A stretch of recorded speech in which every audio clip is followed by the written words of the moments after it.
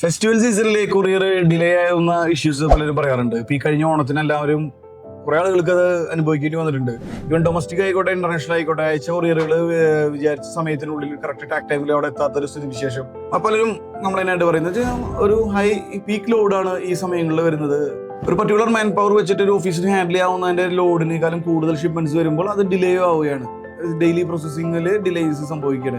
ഇത്തരം സാഹചര്യങ്ങൾ നമ്മൾ കസ്റ്റമേഴ്സ് പ്രത്യേകമായി ശ്രദ്ധിക്കേണ്ടത് മാക്സിമം നേരത്തെ തന്നെ ഇത്ര പീക്ക് ടൈമുകളിലെ മുന്നേ കൂട്ടി കണ്ട് ഷിപ്മെന്റ്സ് കണക്ട് ചെയ്യുക എന്നുള്ളതാണ്.